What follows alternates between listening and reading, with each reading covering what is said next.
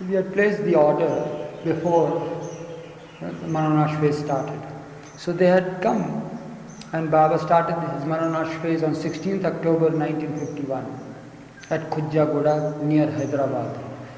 And after some days, then we packed up those things and we started coming here, wherever he took us. So we were on this road. So this was the last leg, this resting place. From here we went to Merazad. We unpacked, but then before we unpacked, he said that he would resume his Manonash, Manonash phase of work after some days. So then we kept the things there packed in the trunk. Then after say about 3 or 4 days or 5 days, he expressed a wish that he would like the 2 cabins to be brought down and made into one, where he will resume the Manonash work and complete it. So then we sent word down to the Mandali who were there, Mandali called Padri from Mehrabad. He came there and we dismantled the 2 cabins, means the 4 companions who were there, and we hauled it down, and halfway they carried it down there. And they constructed, and while it was under construction, we remained on the top of the hill. When it was ready within a couple of days. So we went down. Baba continued his Manonash work in that cabin, which is now known as Manonash cabin. And when he completed that Manonash phase of his work, he then called me in the morning and said, write down these words. So he dictated the words that all rites, rituals and ceremonies of all the world religions are put to fire. So I wrote it on a slip of paper. He carried it with him for the whole day. Then in the evening, by sunset time, he said, create a little pit over here. He would like to light a dhuni. So fire was lit. And when the fire was lit, then he called all the rest of the Mandali who were not in Mumbai alive, the 4 companions, himself and the rest of the Mandali, all men joined, and then he dictated a prayer. And then it was said, and then he took that piece of paper out of his pocket and made me read it aloud. So I read it aloud, and then he took the piece of paper, bent over the dhuni and put it in the fire. And then that, of course, got burnt. So that was symbolic of doing away with all rites, rituals and ceremonies of the world religions. And then when the ashes were there, after the fire had died down, he himself collected the ashes and packed them in 2 tins, and then ordered us that no human being should make use of this ash, but they should be kept. Traditionally we do use the dhuni ash. We apply it to our forehead or anywhere like that, but this ash was not to be used. So that's the end of the Manonash phase. And this is the that was 31st January. It was 31st January.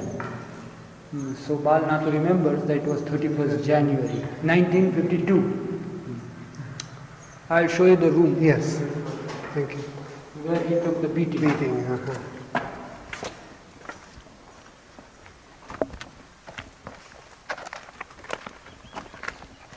See here. This is the washroom there, but it's now all dilapidated. Right. It's all full of rubbles. See that small cubicle there? Yes. So there he stood in the center, and then he called the 3 others, and I was there. The 4 of us surrounded him, and then he asked us to beat him and spit upon him. This is the room. Did he squat down when you beat him? No, he was standing. He was standing. He was standing. After he had washed his face and was ready to leave. But before he left the place, he told us to do that. So that's why this place is memorable to those who had witnessed this scene. Thank you. And this is sort of, how far would you say approximately from Merazad there? It is 9 miles. 9 miles. Yeah. It's known as Imampur. Come on. Quite derelict now, huh? Yeah. Haji. Yeah. Thank you. Yeah, derelict. Derelict. Yeah. But still, it has its own majestic. Yeah. It's a stone building. Yeah. Huge stones are there. There's a dome there. A huge dome. Plaster is now falling apart and the stones have come out a little bit. But still it's there. Right. It's how many years now? 52, 72? Yeah, 52, 20, 72, 26, 26, 27 years. 28. 28 years now. A single file, Dara. Haji. At that time? While we were walking this on this side, Yes. it was not asphalted. The road was dirt road at the time. Right. It was rotten. Yeah. Full of potholes. Not any traffic that you see now. See Right. how many trucks go Right, up and down right, now. right. And now there are rickshaws and Right. trucks and state transport, road transport, passenger transport, buses are there. Nothing of that sort was there. Hardly one bus would pass by or some car may pass by. But all the traffic was bullock carts or horsebacks like that. And you were, of course, on foot. We were on foot. Eruch, on the way we passed a place called Toka, Yes, Toka Sangam. Toka Sangam. And That is the place you see, it is known as Pravara Sangam, where there is the confluence of two rivers, Godavri and Pravara, at that spot. And that township is known as Toka.